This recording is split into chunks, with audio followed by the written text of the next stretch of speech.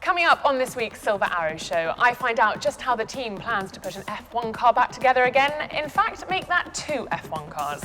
We get your reaction to that first lap incident between Lewis Hamilton and Nico Rosberg. And we remember the awesome Mercedes win at the 1936 Monaco Grand Prix. The lap 1 collision between Lewis and Nico saw both drivers retire from the Spanish Grand Prix, ending up in the gravel trap at turn 4. After looking at all of the evidence and speaking with the drivers, the stewards determined it was a racing incident, that Nico had the right to make the manoeuvre and Lewis's attempt to overtake was reasonable. It was ruled that neither driver was wholly or predominantly at fault, therefore no further action would be taken. That was how the team saw it too, but what did you make of what happened? I caught up with some of you as you left the circuit after the race. We were slightly disappointed to see Mercedes go out before we'd even, on the very first corner, on the first lap. You only saw it on the telly, but as soon as they went out, it was just heart-wrenching. We came supporting Lewis, I suppose, more than everybody else, but unfortunately we didn't get to see him run or win. Our cameras were ready, our phones were ready, and Yeah, the race was good. Verstappen done well. We were kind of disappointed that Hamilton was out in the beginning. Very good race, but I'm just a bit disappointed that Lewis Hamilton got knocked out on the first corner. It's unfortunate and disappointing. Disappointing. Devastating. It was a shame. Disappointing. Frustrating, very frustrating. Any thoughts at this stage as who's to blame? Hard to say, but I mean, personally, I would think Rosberg. I think Lewis. I think Rosberg might have been slightly at error. I'd have thought it was Lewis's fault by the look of it. But And you're wearing a Lewis hat? yeah, I know.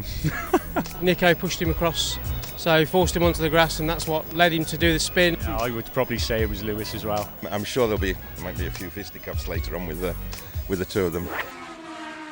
Sunday's race means the team's going to be working even harder in the run-up to Monaco this year.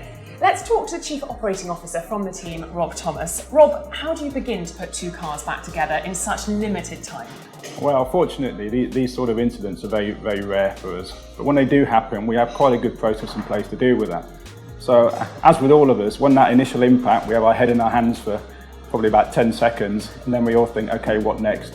So the process really, as it sort of happens, we're hungry for information. So immediately we'll be contacting ourselves within the factory to say, you've all seen it, what are we going to do? And emails will go out almost immediately. The first thing we sent out was really to the composite department, where we're standing today, was to pretty much say next weekend we're all in. So basically write off all your holiday plans, you're going to be in? Pretty much, because we can see from the impact that it's going to be a lot of damage and it's going to come back to us. So that's the first thing we do. When the cars then are back into the garage at the circuit, a lot of analysis goes on then, and lots of phone calls and photographs come back to us. And what we get from the circuit is a quarantine list. Because our first priority is to make sure the car is going to be safe. This quarantine list lists all the parts that are, if you like, suspect. On that list this time, there was over 1,000 parts. There was 1,200 parts listed that came back to us. So immediately, 1,000 parts damaged on both cars? Well, damaged, quarantined, needs some sort of work. So then the cars travel back. At the moment, the cars are in strip, down in build, and they're carefully being taken apart. And what happens then, all the parts are, if you like, blown throughout the factory. So a lot of the assemblies, for wings for example, will go into the testing department, and they're in there now just being tested as a full assembly to see really, do they still have structural integrity. Lots of other parts then go into non-destructive testing, so they'll go in there and be checked again for any cracks within the components, or they'll go into inspection, where we'll dimensionally check it. If there aren't any cracks and if they're still structurally strong, can you use those parts and adapt them and add bits? Yeah, if they're not cracked and they're sort of dimensionally okay, then in fact they're fine. What you actually find is lots of them got bits off them, there is lots of damage. For example, the floors are very, very damaged, they've come back. So they're now being taken off and the composite guys are looking at them saying, can we repair them? And that's a huge question for us. So 1,000 parts will get looked at in about 24 hours. That will then tell us our workload. And from that point, it's either we go out to our suppliers and say we need parts very quickly, or in-house in these departments, we get fully on it. So the planning and organisation is a huge challenge for us. And that's really where the team excels. The team working between all the departments is sort of seamless. And the communication is real time. We have two structured meetings a day we've put in place to try and coordinate it.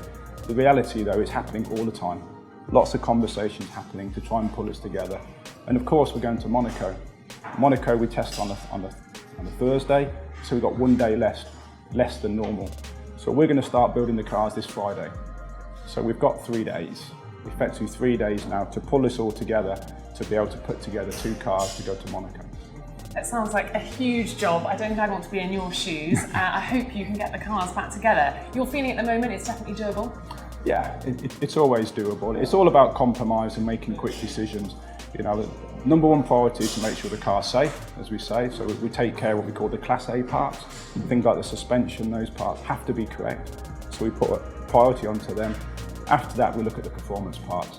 And of course, we know we've got a pretty competitive car. So everybody's massively motivated to make sure we get these performance parts together and we go in the best possible condition for the circuit.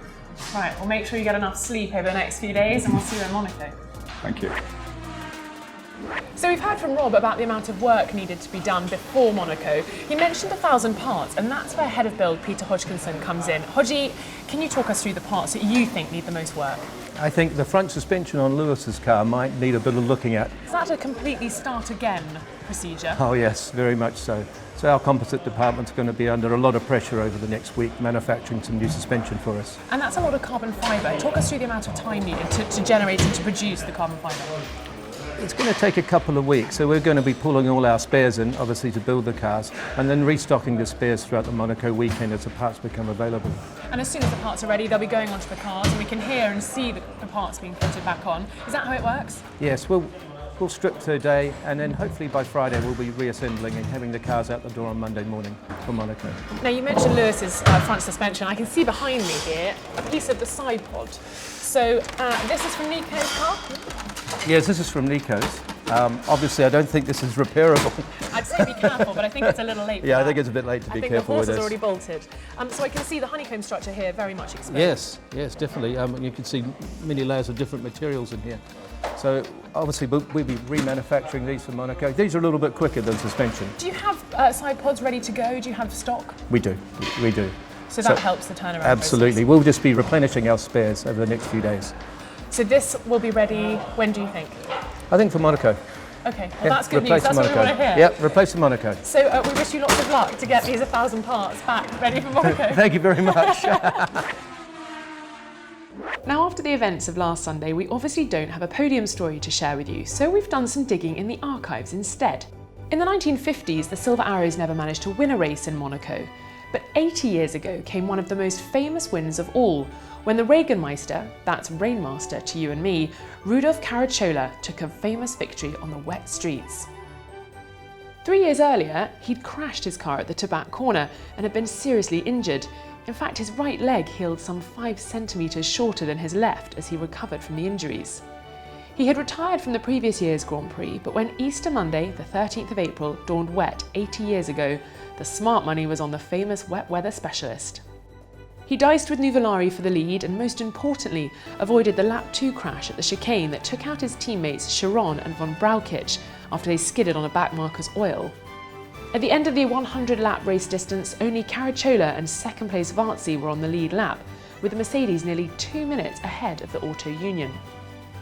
Unfortunately, the Mercedes archive doesn't hold any original cinema footage of the 1936 race, but we did find this for you to feast your eyes on from the golden age of the 1930s.